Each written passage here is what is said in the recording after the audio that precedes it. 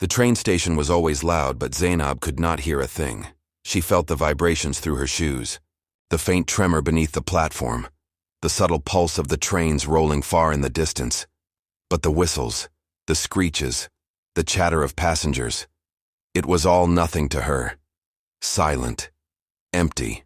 She stood at the edge of the platform, fingers curled tightly around her backpack strap, eyes fixed on the cracked yellow line. Danger was always near her, sometimes in ways she couldn't see, sometimes in ways she could feel. Behind her, footsteps approached. 3 classmates, William, Favor, and Dennis, surrounded her like she was prey ready to be torn apart by a pack of lions. Their faces mean and cold. William tilted his head, a smirk spreading across his face, and signed slowly so Zainab could read every word. "Deaf girl," Favor added, stretching her hands in exaggerated motions. "Stupid deaf girl!" Zainab's chest tightened. She gripped the straps of her backpack too tight, knuckles whitening. Then they yanked it off her back and tossed it onto the platform. Their laughter echoed, cruel and sharp. As Zainab bent to grab the bag, Dennis kicked it down the tracks. She gasped, tears streaming down her cheeks. The pictures of her late mum were inside, her last connection to her mother. She had to get it. The 3 of them laughed again, shoving her aside. Then Favor signed with a sneer. "Don't cry, Zainab. That bag is as ugly as you are anyway." They chortled, walking off the platform like predators satisfied with a hunt. Without thinking, Zainab stepped forward to the edge. The vibration beneath her shoes intensified. Her heartbeat raced, louder than anything she could feel before. She crouched, reaching toward the bag, but it was just out of reach. She glanced to her left. No train in sight. Heart hammering, she stepped onto the tracks, each vibration beneath her feet echoing like a warning. The bag lay just a few feet away. She hurried toward it, fingers stretching, almost trembling, until her hands closed around it. Relief surged through her chest, brief, fragile, as the world around her seemed to hold its breath. Then a train thundered into view, roaring impossibly fast. She couldn't hear it, but the vibrations rattled through her bones, each pulse echoing in her chest. Her eyes widened in terror. Time seemed to stretch. She stood frozen, every instinct screaming to move, but her body refused. The wind slammed into her, sharp and suffocating. The air temperature dropped suddenly, then surged, hot and heavy against her skin.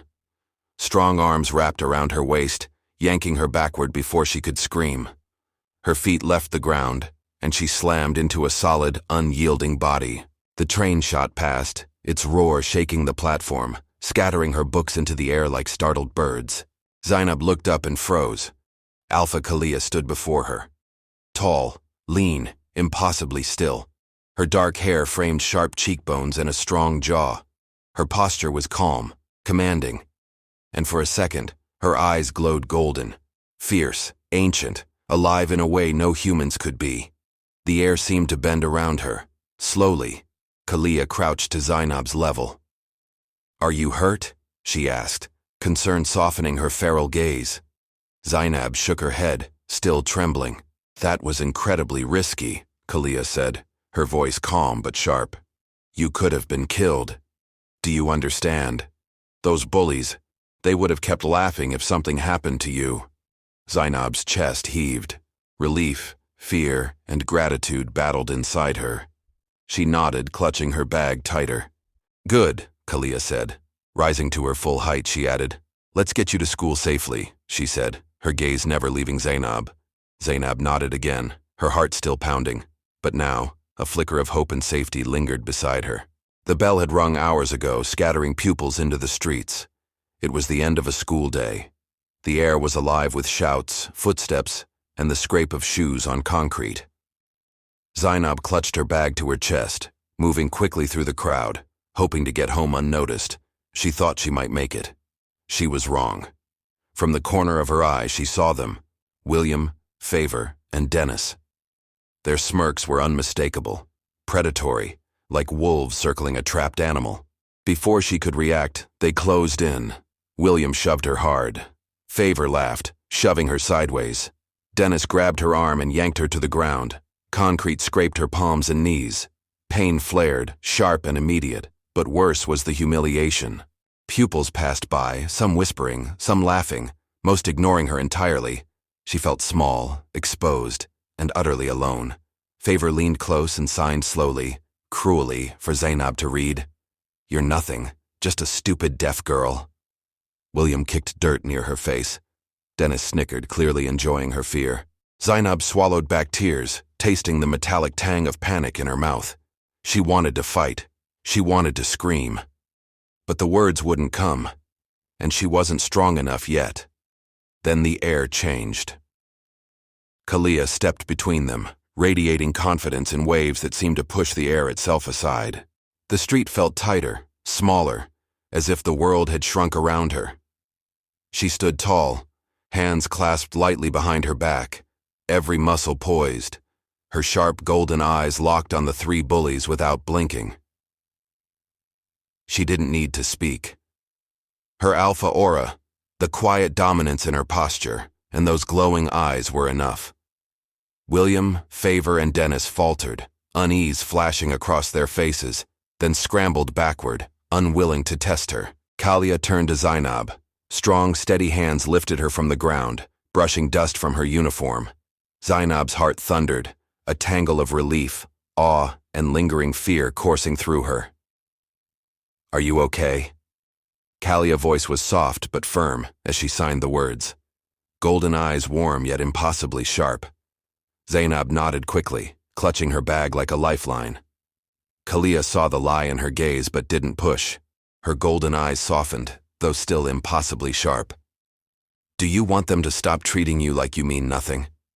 Or do you want to learn to make them fear you?" Zainab's chest heaved.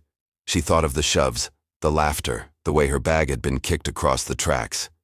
Her hands folded into fists, determination flickering in her eyes. "I want to learn," she signed, face resolute. Kaliyah's lips curved in a faint, knowing smile. "Good. Meet me here tomorrow. We'll make sure this never happens again." She started to walk away when Zainab grabbed her hand and asked, her fingers forming words.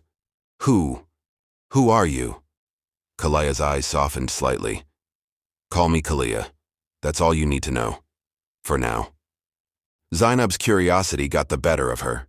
She couldn't stop staring at Kaliyah's golden eyes, glowing faintly even in the waning light. "Are those special contacts?" she asked nervously. Kaliyah's lips curved in a faint, knowing smile. The golden light pulsed like molten fire. "Not quite. Let's just say they see more than most can ever imagine." Zainab nodded, hope blooming in her chest. For the first time in a long while, she realized she wasn't entirely alone. Not anymore. Training began with simple steps. Kaliyah taught balance first. Awareness, how to feel the ground beneath your feet. "Don't move like prey," she said.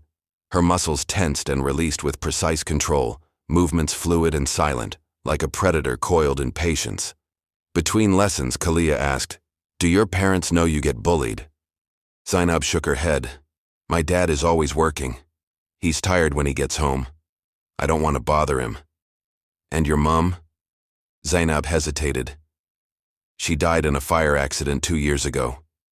Kaliyah's expression softened. "I'm so sorry." Something unspoken passed between them. Kaliyah nodded then. Weeks passed. Zainab grew taller, not in height but in posture. Sharper in stance. Grounded. The next time her classmates shoved her during lunchtime, she didn't scream. She didn't panic. She moved. Fast. A blur of motion, one clean fly kick. Bodies hit the floor with a thud that silenced the dining hall. Shock froze their faces. No one laughed. No one reached for her again. The bullying ended that day. Zainab walked the halls without fear. When others were pushed or mocked, she stepped in. She became a wall between the weak and their tormentors. When she arrived for training, that evening Kaliyah watched her closely, pride unmistakable in her eyes. "I notice you don't wear a hearing aid." "I'm allergic to cochlear implants," Kaliyah nodded. "Then you won't mind if I give you something special." She produced a small earpiece, fur-lined, warm, impossibly soft. "My healer made this for you." Zainab slid it in. A train thundered past nearby. Her eyes flew wide. "I can hear it," she whispered. "I can hear everything. No itching, no burning, just sound, pure and overwhelming. She threw her arms around Kaliyah. The alpha lifted a hand to her own ear. The top had once been sliced off, now healed smooth. No scar, no trace of what had been taken. She returned Zainab's hug and signed, "Stay safe, friend." That night, Zainab found her father in the living room, talking quietly to himself. God, my daughter must think I'm a horrible father. Since her mum died, I don't know how to reach her. Zainab stepped forward. "I'm here, Dad. You just have to talk to me. Ask about my day. I know it won't be easy, but at least you're trying." He froze. Then, slowly, a tear rolled down his cheek. "Honey," he whispered. "You spoke." "I can hear now," she said softly. "Kaliyah helped me." He pulled her into a tight embrace, speechless, grateful, and ashamed all at once. After a moment, he drew back, wiping his eyes. "Who is Kaliyah?" "She's my friend," Zainab said. "She gave me this new hearing aid. It works really well. No side effects." "One of your classmates?" he asked cautiously. She shook her head. "No, Dad, she's an adult. Like you." He paused, letting that sink in, then asked carefully, "When can I meet this woman?" Zainab smiled.